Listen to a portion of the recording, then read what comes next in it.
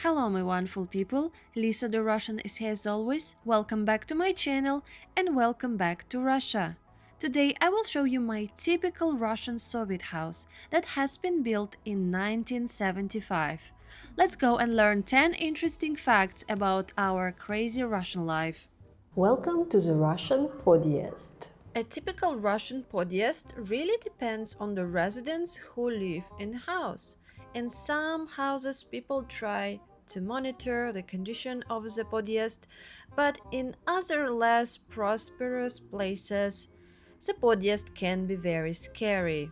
Russian podest is a really part of our identity because many of us who grew up in post-Soviet world, we all used to be teenagers and we used to hang out on the streets and we didn't have many places to go, especially in winter, so we used to hide in podest with group of friends and try to entertain ourselves, try first cigarettes or something like that, like a typical teenage behavior. So usually Russian podcasts look very humble. You can see it's a Soviet tiles, how it was when it was just built, but all of the walls, they are renovated. And these parts are also from the Soviet time. Also, Russian podest has very different doors everywhere because every owner can set up their own doors as they want. Another very interesting feature of typical Soviet houses is our electric meters. They are located here in a podest outside of the flat. I don't know guys where you're from watching, but maybe in your country it's different, but usually in Soviet houses that's been built in Soviet Union, the podest look like this, and we would have our electric meters here outside. It would combine all electric meters from the floor. We have 4 flats. If the electrician would come and they would need to fix something, they would usually open this one and switch the power off so they can use all of the sockets inside your flat. We are moving to the next interesting fact about Russian houses, and as you can guess, it's about shoes. We never wear shoes inside our apartment, and we like to use tapochki. Usually houses in Russia are very clean, that will allow you to walk even without tapochki, without slippers, only using your socks or even a barefoot. Yes, we do like very clean houses. My floor in this apartment, as you can see, is not new. It's never been renovated properly. It's old Soviet wooden floors that I want to cover with carpet. So it can be dusty to walk here because I have a lot of little dust underneath this wooden surface. So I like to wear tapochki in my house because it makes my legs warm and it just feels nice. So also I have different tapochkis in my house. We also like to use just normal rubber tapochki, or this one.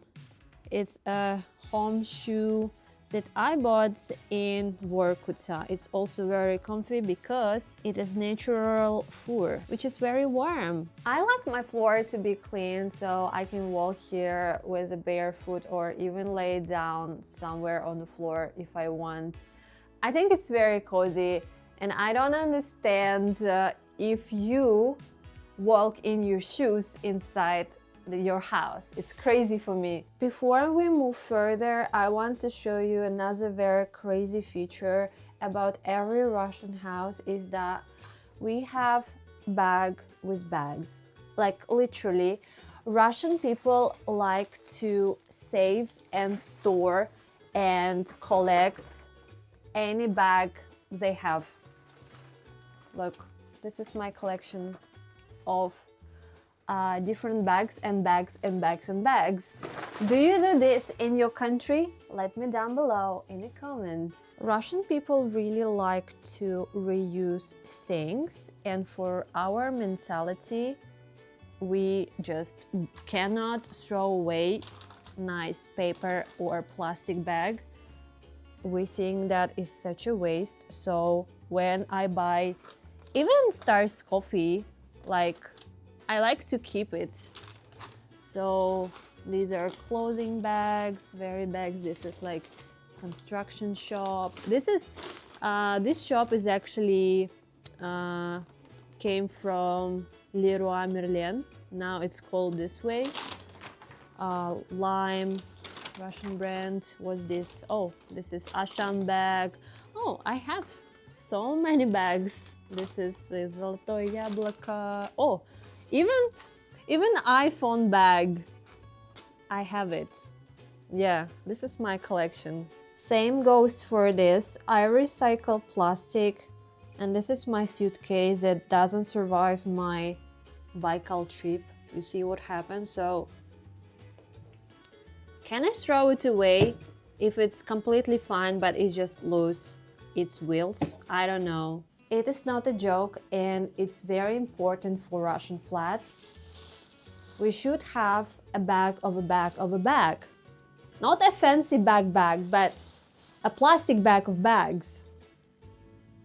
If you're Russian, please comment me that you do the same as I, because I know we do it. This bag of a bag we use for the garbage bin. We can move to my kitchen, and what you can mention here is that I don't have any radiators in my kitchen and in my room because my house is very special.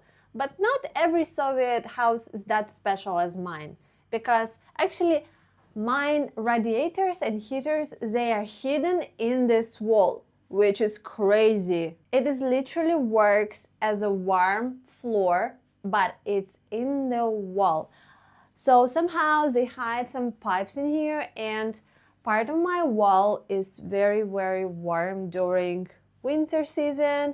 And it's actually, when I sit here on my kitchen, it's even sometimes it's very hot. But usually radiators and heaters, they located underneath our windows. Our radiators are usually lava hot. They making crazy boiling hot water, so we stay very warm during the winter. And in Soviet apartment with Soviet radiators, we don't have this remote thing like a controller that can reduce the heat. So we cannot save our energy. We actually have one bill for the heating because we cannot control the volume of it. We just get it and we pay for it. It is also works in another room. I don't have radiators here, but this wall is warm. This wall connects me to the neighbors in another podcast, and we have this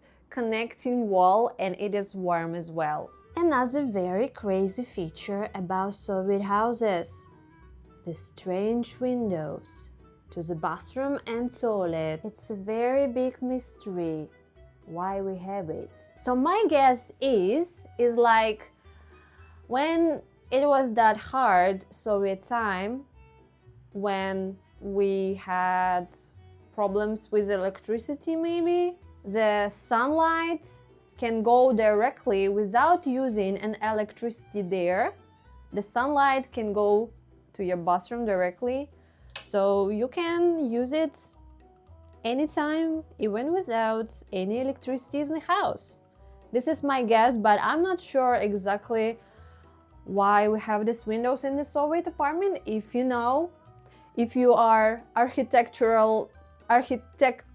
genius, you can comment me down below. It reminds me of a feature when you have this hotel room with a glass door to the bathroom, so you can spy about what's going on in the bathroom or in the toilet. So yeah, you can spy here if someone will sit on the toilet. Like, I don't know why is this? But we have this in our Soviet houses. Not every Soviet house has this mystery windows, but Khrushchevka houses usually has it.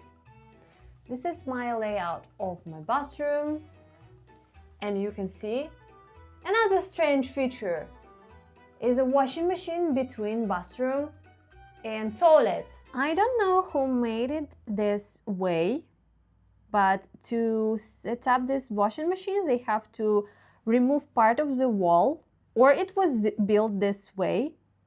So actually I can see the behind of my washing machine from the toilet side, which is crazy. So it's literally a hole here between bathroom and toilet here. And this washing machine is quite small. I cannot even wash any blanket there. It is a daytime, but I like to use my main light on because actually my window is slightly covered with trees, and because of the balcony, my room doesn't get enough of sunlight. And you can comment here, what's a Vasilisa of electricity? But actually, my bills for everything and for water and for electricity are not that high. For these Soviet flats, I pay around $50 a month on utility bills. And yes, we can use a lot of water. I wash my dishes here using hot water. I can make my bathtub. So I don't feel here like frugal or like trying to save money, because my bill for utilities are not that crazy, so I just use it as I want. Another interesting feature about water that you might not have in your country is that every summer, for a short period of time, for about 2-3 weeks, almost every Russian house will be disconnected from hot water.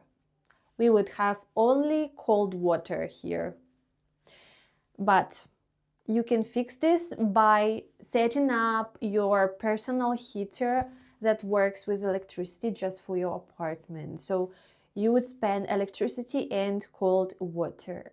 But I don't have it here, so soon I will have to struggle for a little bit, but you can actually use your kettle, or as I would probably do, I will wash my hair and take shower going to my gym. It happens because every year they should check and fix and repair and do something with pipes and communications for each house. Because yeah, we have very long and cold winters. That's why they have to make repairs, I guess, almost every year. Another interesting fact is having a balcony in your Soviet house. And our balcony has a very specific purpose. It can be used as your garage, as your garden, as your lounge area. I don't know what people are using it, like to store some unnecessary stuff. Like, yeah, we use it for everything. If you would ever visit like typical Russian house, typical Soviet balcony can be like no-go zone. You can find there like bicycle, old tires, some repair instruments, old books. In my mom's house, we had there always a box with potato and a shelves with canned food, like what babushkas make, like pickled tomatoes, cabbage, homemade jam and stuff like that. So if there is a zombie apocalypse, you can go to that balcony and you can survive. Khrushchevka's houses are literally a simple panel blocks that have been created to fix Soviet housing problems. So They are very simple structures, and inside we don't have a garbage chute, and for a 5-story building we never have an elevator. So every time I need to throw my garbage, I need to take it with me and go to the big garbage can. And we do not do very strict recycling here in Moscow. This is how normal garbage area looks in Moscow. It has several big bins that covered behind this, the cage that can be open.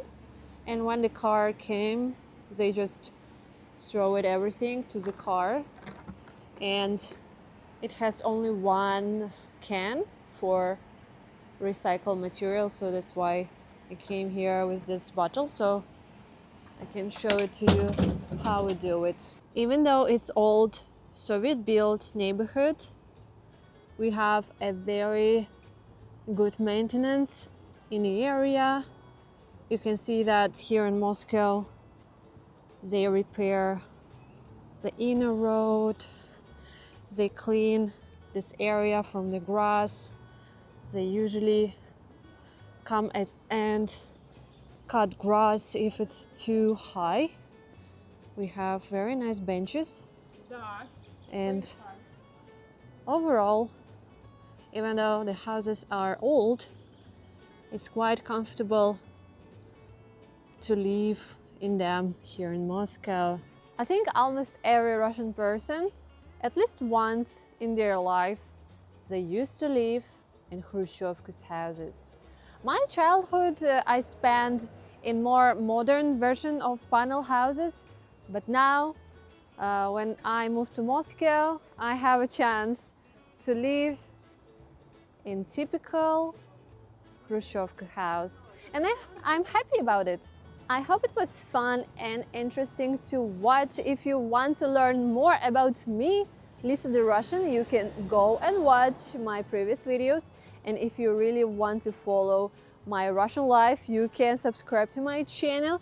You can give my video a big thumbs up. You can share my videos to your friends. And if you really like what I'm doing here, you can send me a one-time little donation, or you can become a Patreon sponsor. So thank you so much guys for staying with me until the very end, and I will see you in the next one. Bye bye!